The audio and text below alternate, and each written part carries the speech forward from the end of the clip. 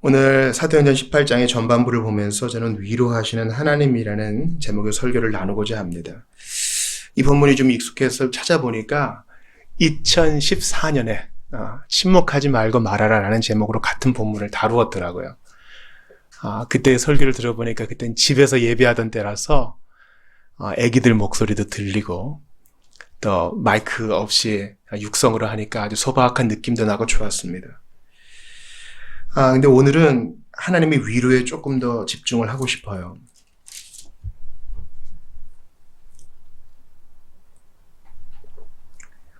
본문을 읽어보셨지만 한번 정리를 해보죠.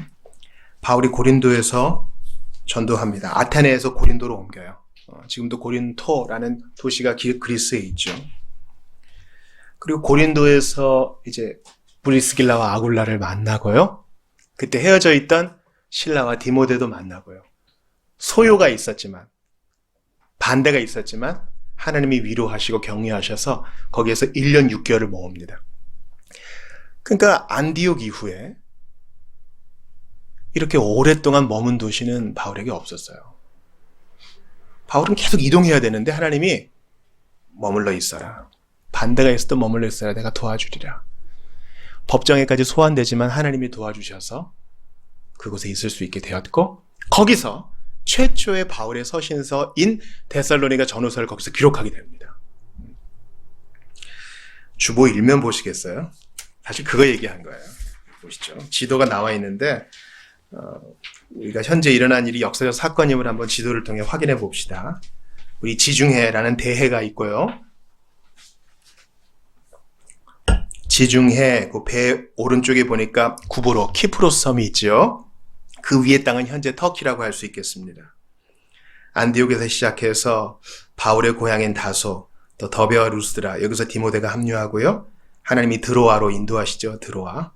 거기서 사모드라게를 지나서 네아폴리를 지나 빌립보에서 첫 유럽 설교를 하고 여기서 루디아가 빚습니다. 암미볼리, 데살로니가에 폭동이 있은 후 베레아로 피신해서 여기서 사람들이 성경을 상고하는 좋은 모습을 보죠. 그리고 이제 먼 길을 가서 이제 아테네로 갑니다. 여기에선 별 수확이 없었지만 바울은 여전히 그들과 접촉점을 갖는 것을 시도하면서 복음을 전했으나 큰 수확은 없었어요. 그리고 이제 100km도 떨어지지 않은 고린도로 이동한 것입니다. 고린도 보이시죠?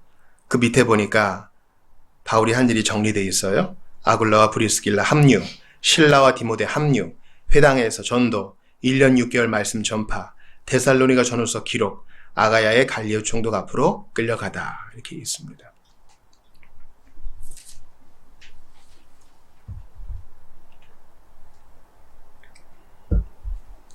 처음에는 2014년에 했던 설교와 마찬가지로 주님의 격려, 침묵하지 말아라, 두려워하지 말아라, 여기에 좀 집중하고 싶었는데 본문을 쭉 묵상하다가 하나님께서 우리와 나누고자 하신다는 메시지가 더 선명해졌어요. 그것은 바로 주님의 위로입니다.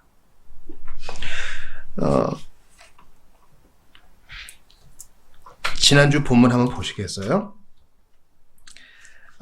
사도행전 17장 16절입니다. 사도행전 17장 16절 바로 앞에 있죠? 그 앞부분을 같이 읽어볼게요. 시작. 바울이 아테네에서 그들을 여기까지요. 바울이 아테네에서 그들을 기다리다가 바울이 지금 혼자 있어요. 보통 바울은 팀으로 다니는데 누가는 일찌감치 두고 왔고 실라와 디모데를 그 윗지방에 두고 왔어요. 이제 신생 교회니까 박해를 받아 자기는 도망가고 실라와 디모데에게 이제 지도자를 세우고 잘 교회를 돌보라. 나중에 만나자 한 것입니다. 바울은 아테네에서 혼자 지금 철학자들을 마주한 거예요. 혼자.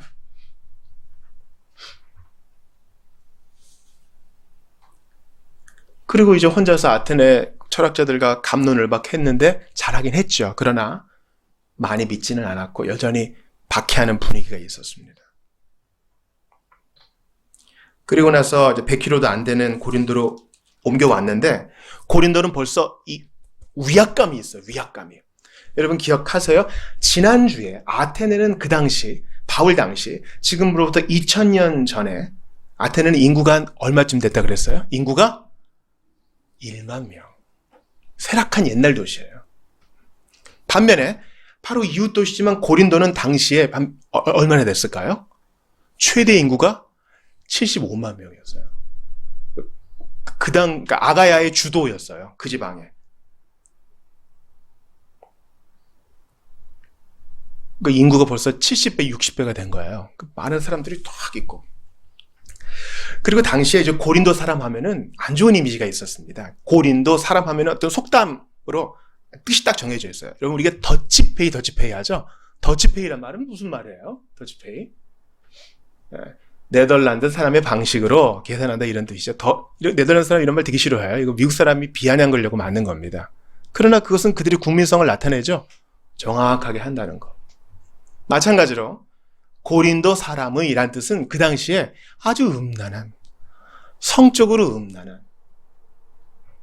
그런 뜻을 가지고 있어서요. 세계 7대 불가사의 건축물이 있습니다. 여기에 고린도에 있는 아데미 신전이 포함돼요.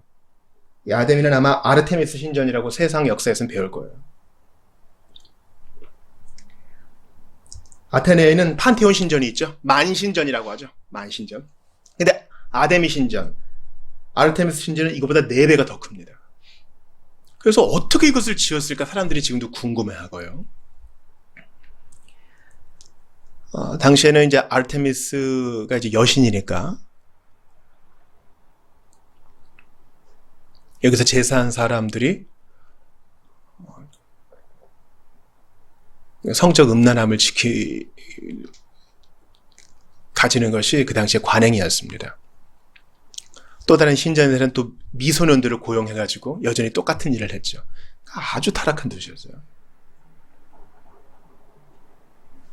그러니까 바울이 혼자인데 이런 큰 도시에서 아테네는 좀 철학과 이런 것을 유명하다면 고린도는 음란으로 유명하고 우상숭배로 유명한 이런 곳에 혼자 가니까 압박감이 더 심한 거예요. 여러분 한번 그 일면 지도 한번 다시 보시겠어요? 고린도를 보시면은요. 고린도를 보시면 상당히 좁은 해협 사이에 있는 거 보이시죠?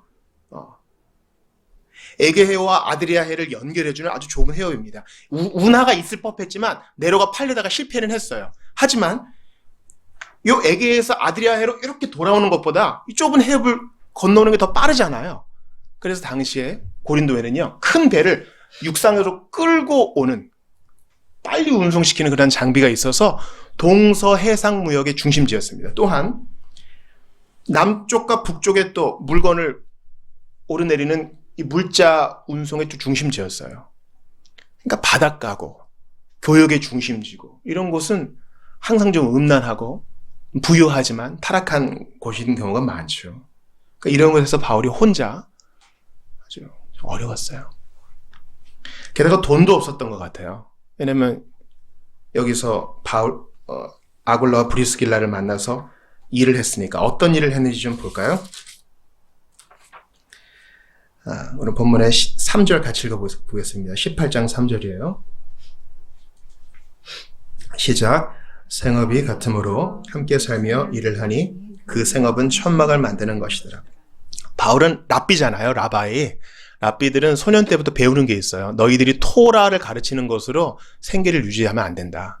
다 손으로 하는 일을 배워야 된다. 직업 교육을 시키고 토라를 가르치는 것으로 돈을 받는 것을 상당히 수치스럽게 여겼다고 해요. 바울은 천막, 또 군수업체에 납품하는 이런 텐트 같은 것을 브리스길라와 아굴라와 같이 일을 하며 자기 필요한 돈을 좀 벌기도 해야 됐습니다. 여러 가지 고통이 있었던 거예요. 혼자고 큰 도시에 위압감이 있고 돈도 부족하고 외롭고 하나님이 어떻게 위로를 하시는가 우리 봐요. 첫 번째는 사람들로부터 오는 위로예요. 어떤 사람들이냐? 바로 동역자들로부터 오는 위로예요. 동역자들. 우리 헌신된 형제 자매들로부터 얻는 위로가 있어요. 자, 오늘 본문에 2절 읽어보겠습니다. 시작. 아굴라라 하는 본도에서 난 유대인 한 사람을 만나니 클라우디오가 모든 유대인을 명하여 로마에서 떠나라 한 거로 그가 그 아내 브리스길라와 함께 이달리아로부터 새로 온지라 바울이 그들에게 가매. 이 클라우디오는 로마 황제 클라우디우스를 말합니다. 클라우디우스 때에 명령이 있었어요. 로마에서 크레스투스라는 인물 때문에 소요가 나서 그래? 그럼 다 한 덩어리로 보고 유대인 그럼 다 나가. 로마에서 쫓아낸 거예요. 여기서 보니까 이달리아 나오죠. 이달리아는 이탈리아를 말하는 거예요. 그러니까 로마 황제가 뭐 사건을 들어보고 재판을 한 게 아니라 그냥 띠를 확 잘라버리는 알렉산더처럼 다 그냥 쫓아버린 거예요. 그때 거기에 아굴라와 브리스길라라는 신자들 부부가 있었어요. 근데 이들이 온 곳이 고린도였고 여기서 바울을 만나 바울과 함께 생활을 하면서 아마 바울을 고용했을 거예요. 가죽 공예를 하실 수 있다니까 같이 일합시다. 이들로부터 바울이 위로를 받습니다. 여러분 저 따라해 보시겠어요? 동역자들에게 받는 위로.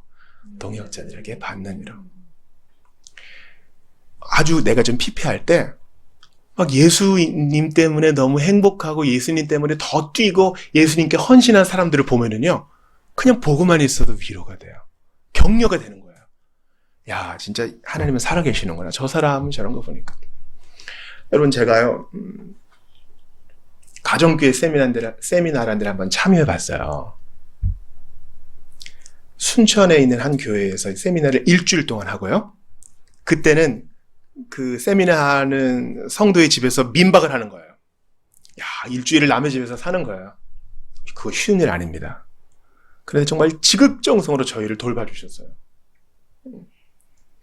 세미나 참석한 사람들에게는 또 나중에 팔로우업도 해주는데 지금까지 연락을 하고 계세요. 그 가정교회 목자라고 그러는데 평신도 목자죠. 얼마나 헌신되어 계신지 몰라요. 자기 사업도 어려운데 주님의 일을 위해서 열심히 뛰어요. 그런 분들을 볼 때 가슴이 따뜻해요. 아, 진짜 하나님 살아계시고 주님께 헌신한 자에게 주님이 이렇게 복을 주시는가 이걸 보게 돼요. 아굴라와 브리스길라 누가 남자일까요? 아킬라와 브리스길라 누가 남자일까요? 아굴라가 남자예요. 브리스길라는 여자인데 이 이름으로 봐서 되게 귀족 집안 가문이 좋은 여인이라는 걸 알 수 있어요. 어떨 때는요. 아굴라와 브리스길라 하다가 브리스길라와 아굴라가 할 때 있어요. 그러니까 이 여성이 더 주도권을 쥐고 영적으로 더 뛰어난 면을 보일 때도 있었다는 거예요. 이제 다음 주에 보겠지만 이 평신도 부부가 아볼로라는 선생이 잘못된 걸 전하는 걸 알고 부족한 게 있는 줄 알고 따로 찾아가 교육해요. 나중에 또 로마까지 바울과 함께 이주하고 아주 헌신된 부부예요. 이들 때문에 바울이 지금 위로를 받아요. 동역자들에게 받는 위로. 여러분 생각해 보세요. 예수님께 하나님께 헌신된 자들로서 우리에게 격려를 줬던 사람들 한번 생각해 보세요. 그런 분들 분명히 있거든요. 있어요. 그런 분들을 또 주님이 너무 빨리 데려가셔서 아쉬운 때도 있고요. 이제는 우리가 그런 사람이 되어 주어야 합니다. 그러니까 소극적으로 내가 주 안에서 헌신되어서 잘 견디고 있으면 나 때문에 격려받는 사람이 반드시 있다. 이거 우리가 잘 붙어 있어야 될 이유도 됩니다. 두 번째, 바울에게 위로가 되었던 것은요. 동역자들인 실라와 디모데였어요. 5절 같이 읽어볼게요. 시작. 실라와 디모데가 마게도냐로부터 내려오매 바울이 하나님의 말씀에 붙잡혀 유대인들에게 예수는 그리스도라 밝히 증언하니. 이전까지는 뭐 정신이 없었어요. 데살로니가 전서 보니까 낮밤으로 일했다 할 정도로 정신이 없었는데 실라와 디모데가 와서 마게도냐 교인들이 준 후원금을 주니까 이제 더 이상 생업, 천막 만드는 일 안 해도 되고 하나님 말씀에 온전히 붙잡혀 복음 전도에 불을 더 붙입니다. 실라와 디모데, 동역자들과 만나요. 이들은 직접적으로 같이 일하는 사람들이죠. 성경에서의 일은요, 절대 혼자 하는 일이 없어요. 항상 주님은 팀 사역을 강조하십니다. 하나님도 팀이세요. 우리 기독교의 가장 중요한 교리가 뭐라고요? 삼위일체 교리예요. 하나님은 한 분이세요. 그러나 성부, 성자, 성령으로 계셔요. 이것은 우리에게 요구하시는 모습이기도 해요. 혼자서 독불장군으로 굴지 말고 서로서로 협력하여라.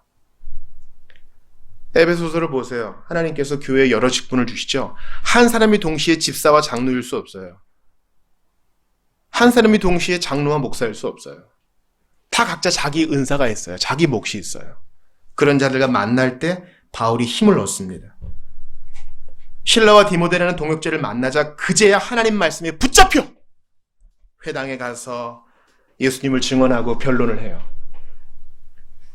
그러니까 우리가 찾아가야 될 사람이 있는 거죠. 실라와 디모데가 부지런히 육로로 부지런히 자기 일을 마무리해가지고 바울을 만나자 드디어 하나님 말씀에 붙잡혀 일이 이루어져요.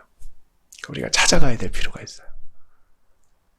우리 형제와 자매들을 찾아가고 만나고 격려하는 것은요, 위대한 하나님의 일입니다.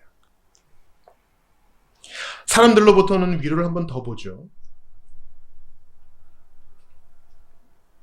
바로 바울의 사역으로 말미암아 변화된 자들이 위로가 돼요. 여러분 저 따라해 보시겠어요? 변화된 사람들. 변화된 사람들이 위로가 돼요. 오늘 본문 한번 보시죠. 7절 한번 같이 읽어봐요. 시작. 거기서 옮겨 하나님을 경외하는 디도 유수도라 하는 사람의 집에 들어가니 그 집은 회당 옆에. 바울이 지금 회당에서 쫓겨났거든요. 유대인들이 좀 불같아가지고 바울 이거 이단 유대교다 이래서 쫓아내요. 예수라는 실패한 선지자에게만 자꾸 한다. 쫓아내요. 그러나 디도 유수도라 하는 변화된 사람이 선생님 그럼 저희 집에서 하시죠. 자기 집을 딱 개방해요. 이런 사람들이 위로를 주는 거예요.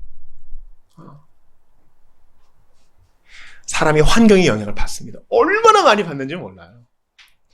우리 주변에 경건하고 품행이 좋은 사람이 있으면 우리도 좀 좋은 영향을 받고요. 우리 주변에 욕을 계속하고 침 계속 뱉고 저주하고 불평하는 사람이 있으면 영향을 받아요. 우리 영혼에 먹구름이 낍니다. 그런데 디도 유스도란 변화된 사람이 옆에 딱 있으니까 격려가 되고 또 회당 바로 옆이니까 사람들을 만날 수 있죠. 8절도 읽어요. 시작. 또 회당장 그리스보가 온 집안과 더불어 주를 믿으며 수많은 고린도 사람도 듣고 믿어 세례를 받더라. 야, 회당장이 믿고 세례를 받아요. 회당장은 유대인이거든요. 수많은 사람들이 믿고 세례를 받으니까 이제 위로가 되는 거예요.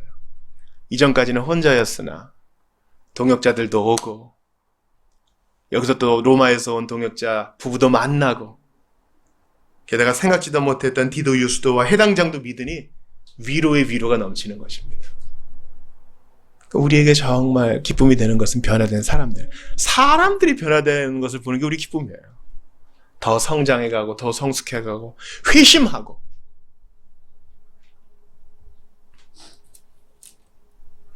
또 17절도 한번 같이 읽어봐요. 시작. 모든 사람이 회당장 소스데네를 잡아 법정 앞에서 때리되 갈리오가 이 일을 상관하지 아니하니. 새롭게 회당장이 된 소스데네가 사람들에게 괜히 핍박을 받죠. 이 소스데네도 믿는 사람이에요. 고린도전서 보면은 소스데네가 언급되거든요. 지금은 찾지 않겠어요.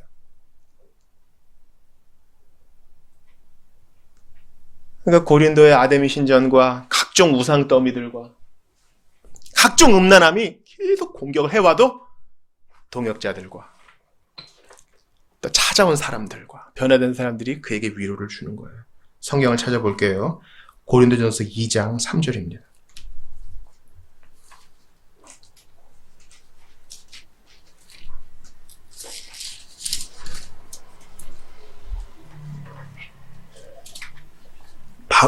사도행전 지나서 로마서 바로 다음에 있으니까 그 전으로 찾아보세요. 고린도전서 2장 3절.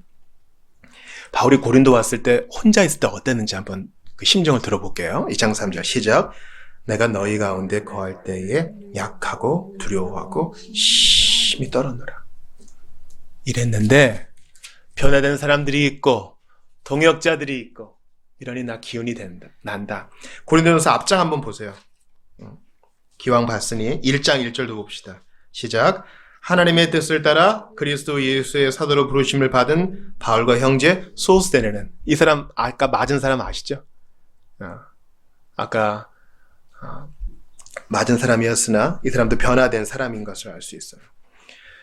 하나님이 주시는 위로 중에 사람에게서 주는 위로가 있었는데 마지막으로 바로 갈리오도 있어요. 이 사람 믿은 사람은 아니었지만 하나님의 섭리 속에서 성도를 위로하세요. 다시 사도행전 우리 본문으로 넘어옵시다. 18장 보세요. 18장 12절 보세요. 갈리오가 아가야 총독되었을 때에 유대인이 일제히 일어나 바울을 대적하여 법정으로 데려갔어요. 이제 유대인들이 예수님을 죽였을 때 본디오 빌라도한테 데려가서 죽였잖아요. 그래서 제대로 바울을 사법권으로 징계하려고 갈리오 총독한테 데려가요. 총독이 재판권이 있거든요. 여러분이 갈리오는 역사적인 인물이에요. 여러분 로마 철학자 세네카 아시죠? 세네카의 형제예요. 그래서 갈리오가 주후 51년에 총독되었다는 기록이 있거든요. 짧게 복무하고 몸이 아파서 그만둬요. 그래서 이때 바울이 고린도에 도착했다는 것을 분명히 알 수 있죠. 근데 갈리오가 유대인들이 바울을 잡아와가지고 이 사람 혼내주세요 하니까 이렇게 들어보니까 너네들 종교에 대한 거잖아. 난 신경 쓰지 않을 거야. 이제 물러가라. 이건 너네들끼리 해결해. 그래서 이게 판례가 돼서 다른 곳에서도 예수 믿는 자들 때문에 법적 논쟁이 생기면 그냥 풀어주는 것이 판례가 돼요. 하나님이 이렇게 성도를 위로하세요. 사람들로부터 오는 위로를 정리해 봅시다. 먼저 동역자들인 아굴라와 브리스길라 부부로부터 오는 위로, 먼 길을 찾아 다시 방문하여 만난 실라와 디모데로부터 오는 위로, 그리고 디도 유스도 그리스도 소스데네처럼 변화된 자들로부터 오는 위로, 그리고 하나님의 섭리적 다스림의 도구가 되어서 법적으로 그를 보호해준 갈리오 같은 사람의 위로. 하나님은 전방위로 우리를 위로하세요. 예측을 못해. 은혜 위에 은혜인 것처럼 위로 위에 위로를 생각지도 못했던 곳에서 우리를 위로하세요.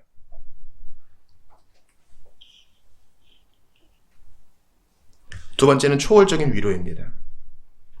하나님께서 바울에게 환상 가운데 나타나셔서 주님이 직접 나타나셔서 그를 위로하세요. 9절 같이 읽어봅니다. 큰 소리로요. 밤의 시작. 밤에 주께서 환상 가운데 바울에게 말씀하시되 두려워하지 말며 침묵하지 말고 말하라. 같이 봅니다. 10절이요. 내가 너와 함께 있음에 어떤 사람도 너를 대적하여 해롭게 할 자가 없을 것이니 이는 이 성중에 내 백성이 많음이라 하시더라.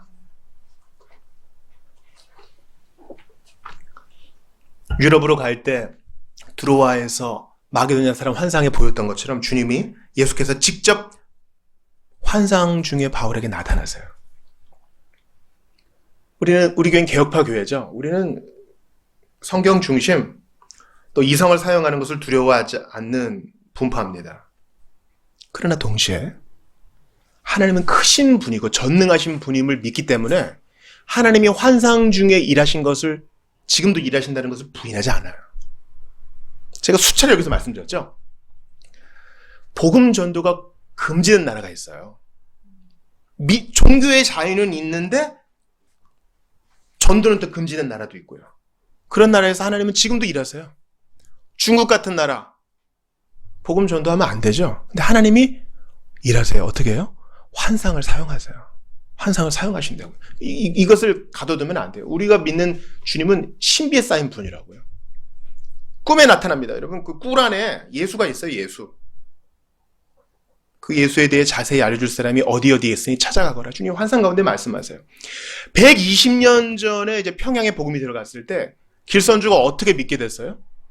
환상 중에 주님이 길선주야 부르셔요. 우리가 이것을 정신 창난이겠지 이렇게 볼 이유는 없어요. 주님은 일반적으로는 성경을 통해 복음 전도를 통해 말씀 강해를 통해 분명히 일하시죠. 그러나 초월적인 것을 우리가 막으면 안 돼요. 저희 선교단 대표가 사역 잘하고 있다가 여동생이 교통사고로 죽었어요. 아주 힘든 때였어요. 제주도에 가서 장례를 다 치르고 있는데 찬송을 부르는데 하나님이 구름 가운데 십자가 형상을 보여주면서 모인 사람들을 위로했다 그래요. 그런 거 보면서 자연의 현상이고 우연의 일치일 뿐이지 그렇게 얘기하지 않아도 돼요. 하나님이 초월적으로 일하시기 때문에 가능성을 열어두는 것이 나쁘지는 않습니다. 꿈도 마찬가지예요. 주님이 항상 꿈으로만 말씀하시는 것도 아니지만 꿈도 사용하세요. 잘 분별하는 게 우리의 일이기는 합니다. 주님이 환상 가운데 바울에게 나타나셔가지고 위로하세요. 똑바로 위로하세요. 바울이 알아들을 수 있는 말로 위로하세요. 잘 보세요. 두려워하지 말아라. 이렇게 말하는 이유는 뭐예요? 두려워하니까 두려워하지 말라는 거죠. 우리 지난주에 뇌과학 얘기했잖아요. 사람의 중심되는 감정이 두려움이라고 현대학계가 얘기한다 그러죠. 우리가 얼마나 두려움에 자주 빠져요? 두려운 일들이 많아요. 실제로 두렵죠. 그러니까 성경 중에 전 세계 사람들이 제일 좋아하는 성경 말씀 뭐라고요? 여호와는 나의 목자시니 내가 부족함이 없으리로다. 그가 나를 푸른 초장으로 인도하시며 쉴만한 물가로 인도하시는도다. 내 영혼을 소생시키시고 자기 이름을 위하여 위의 길로 인도하시는도다. 내가 사망의 심한 골짜기로 다닐지라도 무섭잖아요. 해를 두려워하지 않은 것은 주께서 나와 함께 하십니다. 그러니까 기억하세요. 인생의 두려움을 이겨낼 수 있는 길은 예수밖에 없어요. 구약 성경에 여호수아에게 나타나셔서 두려워하지 말라 하신 그분이 바울에게 나타나셔서 두려워하지 말라 하시고 우리한테도 말씀하시는 거야. 너 두려워하지 마라. 두려워할 이유가 있지만 내가 있지 않니? 여러분 더 베어라는 그 옛날 영화 아세요? 그 그 감독이 수년 동안 곰을 데리고 실제로 찍은 영화예요.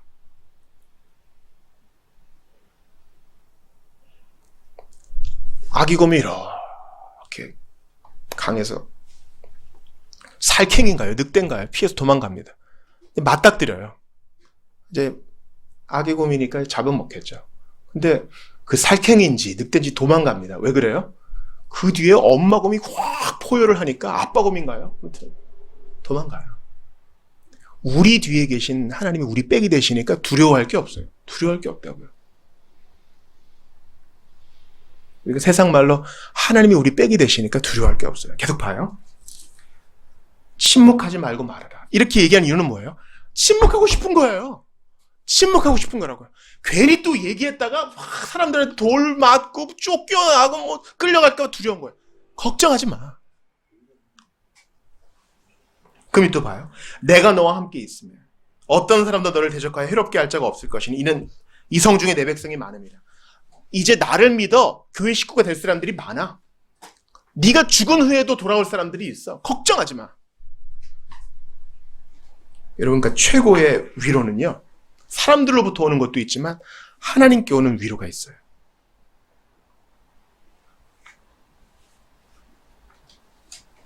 이사야 41장 10절, 이거 중요하니까 찾아 읽어볼게요. 이사야 41장 10절 찾아 읽을게요. 사로 찾으시면 되겠어요.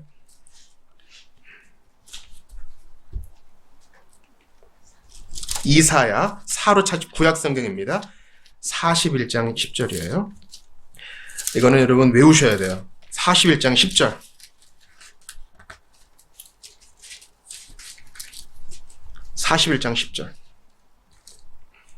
이사야 4로 찾으시면 돼요. 41장 10절. 다 찾으시겠습니다. 구약성경 이사야 41장 10절. 자, 다 찾으신 줄 알고 같이 읽어보겠어요. 시작! 두려워하지 말라. 내가 너와 함께 함이라. 놀라지 말라. 나는 내 하나님이 됨이라. 내가 너를 굳세게 하리라. 참으로 너를 도와주리라. 참으로 나의 의로운 오른손으로 너를 붙들리라. 한 번 할 얘기를 왜 이렇게 여러 번 해요? 말 반복하는 거 싫어하시는 분 있죠? 왜 한마디만 하면 되지? 왜 자꾸 그러노?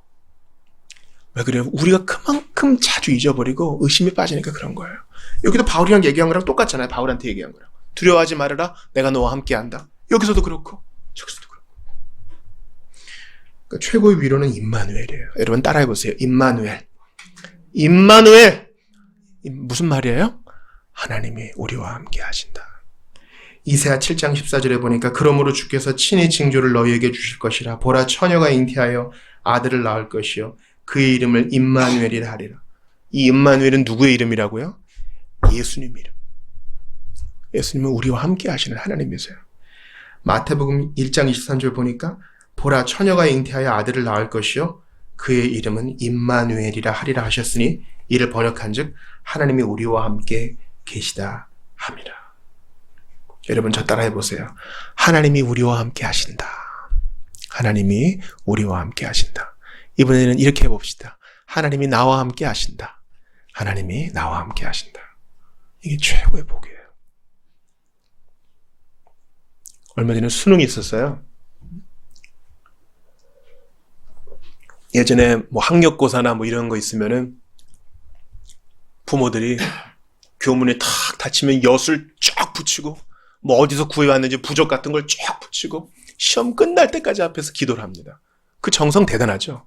그러나 그 시험장에 애랑 같이 못 들어가요. 그렇지 않아요? 제 사랑하는 아들이 군대를 갑니다. 자, 장병 여러분, 훈련생이 될 여러분, 마지막으로 부모님과 인사하십시오 하고 조교를 따라서 건물 모퉁이를 싹 돌아갑니다. 건물 모퉁이를 돌면서부터 세상에서 들을 수 있는 가장 심한 욕들을 거기서 들어요. 부모는 그 앞에서 잘 가야 될 텐데 격려만 해줄 뿐이죠. 거기서 같이 욕을 들어줄 수는 없어요. 아파서 수술실에 들어갑니다. 큰 수술이에요. 사랑하는 배우자일지라도 같이 못 들어가요. 그거는 오롯이 자기 혼자 해야 되는 거예요. 최고의 복은 뭐라고요? 내가 너와 함께 하리라. 임마누엘이신 예수님이 최고의 복이에요. 그것은 사망의 음침한 골짜기, 죽음의 현장에서도 우리한테 위로가 되는 거예요. 잘 들으세요. 그리고 이 위로, 최고의 위로, 바울에게 임했던, 그리고 우리에게 임하는 이 최고의 위로, 함께 하심을 위해서 예수님은요, 십자가에서 철저히 혼자셨어요. 이 역사를 기억하세요. 우리와 함께 하시기 위해 예수님은 우리 대신 형벌을 받으시며 철저히 혼자셨어요. 길을 잃어보신 적 있어요? 누구를 불러도 아무 도움 없는 그런 공고함을 아세요? 내 수중에 돈 하나 없을 때 참 기가 막히죠. 그때는 친구도 다 떠나가고. 예수님은 십자가에서 하나님과 떨어지는, 사랑하는 제 아들과 떨어지는 철저한 고독을 느끼셔요. 왜요? 우리한테 임마누엘 주시려고, 우리한테 임마누엘이 되시려고, 우리와 함께 하시려고 그 고독 속에 죽으세요. 철저하게 혼자로 죽으신다고요. 그러므로 주님은 우리를 위로하실 수 있어요. 나 혼자가 된다는 건 뭔지 안다. 두려운 거나 뭔지 안다. 침묵하고 싶은 거나 뭔지 안다. 그러므로 이번 한 주 여러 도전에 휩싸이신 여러분들, 오늘 본문 말씀을 기억하세요. 두려워하지 말며 침묵하지 말고 말하라. 내가 너와 함께 있음에 어떤 사람도 너를 대적하여 해롭게 할 자가 없을 것이니. 예수님은 임마누엘로 우리와 함께 하십니다. 그러므로 마음을 여세요. 귀를 여세요.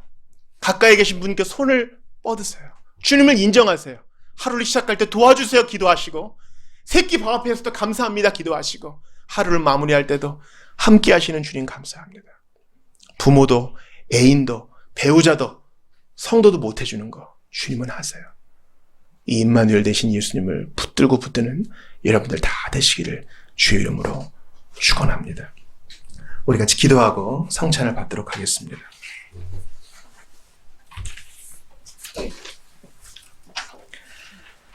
함께 하시는 하나님, 임마누엘 주님, 바울을 격려하시던 것처럼 저희를 격려하여 주시옵소서. 위로하여 주시옵소서. 동역자들로부터, 신자들로부터, 변화된 사람들로부터, 하나님의 섭리에 붙들린 사람들로부터 위로를 받되 임마누엘 되신 주님께 시선을 고정하게 하시옵소서. 온 세상 날 버리고 가까운 사람은 나를 위로해 주지 못할 때, 이해해 주지 못할 때 예수님은 하시오니 두려워하지 않을 이유가 되시는 예수님, 이번 한 주 평생 우리와 함께하여 주시옵소서. 이 일을 위하여 십자가에서 고독하게 죽으시고 부활하시어 함께하시는 예수님 이름으로 기도드리옵나이다. 아멘.